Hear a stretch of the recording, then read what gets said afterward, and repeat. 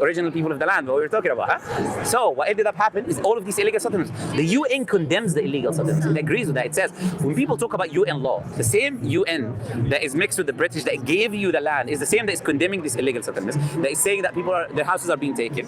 You know, there's 2 million people living in a living open air prison, and you know that Israel prevents air, prevents this and that, or no water, no food, this and that, for prolonged periods of times. And then they say, give us Hamas. But who you're telling give us Hamas? Hamas are hiding under the tunnels.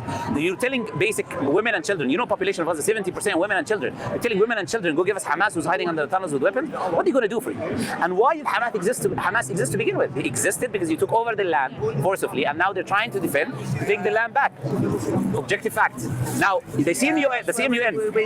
No. But the same UN, if you accept the UN law, if that is the standard, it says that people. The UN can be a bit biased as well. The UN, every human rights organization identifies that this is an illegal occupation. Find me one that doesn't. Okay, not just the UN. What is your feelings about what's going on at the moment then? Well, my feelings is of heartbreak, of sadness, is that I see my brothers and sisters being. Because I was born in Israel, but my parents didn't stay there very long. They came over here. Okay.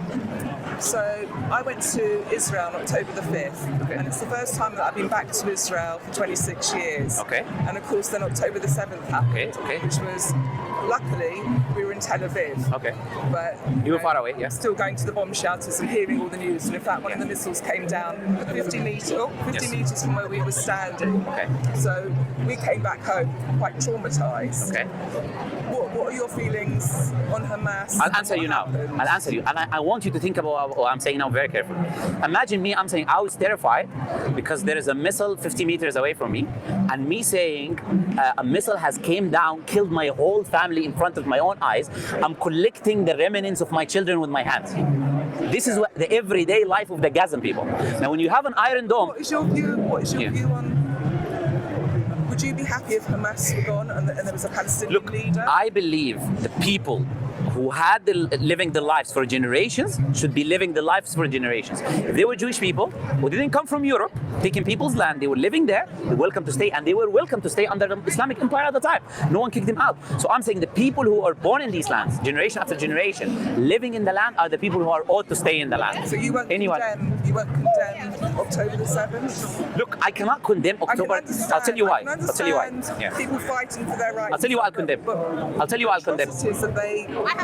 They caused. I'll tell you. And I had family. Yes. Some of the people were friends of family. Yes. That were massacred. Yes. He told you he's Palestinian. If he tells you how many people of his family members are, and you see, and he treats you with respect to nothing, and we don't. Yes. So we don't like carry that and put it on other people who didn't do anything, right? Yeah. The thing is, when you say condemn, remember I said to you in the beginning, history did not start October the 7th. I cannot condemn something that has tens of years of persecution behind it. If you know how many children were killed before October the 7th, do you know how many attacks, how many raids of the Israeli arms? I had an IDF soldier, Accept Islam, in one of my online streams. He talked about what they used to do to the Palestinians before October the 7th. For years, he's talking about how they went, how they guns on the children pissed themselves, and how ridiculous what these people were doing. How do we move forward then? I'll tell you. I'll come to that. That's an excellent question. So when you ask me, what do I condemn? I condemn the killing of any innocent women and children. Any party, any side. I don't care. I condemn that. Yeah. And I believe the people who are the original people living for generations are the people who are supposed to say, if you came from someone else, go back to your country. You came from Poland, you're a Polish person. I don't care if you're Israeli or Palestinian, whatever it is. You came from another country. You cannot take someone else's house, kick him out and say, I'm going to stay. So how do we solve it? You say, we solve it by what I'm telling you, is that the people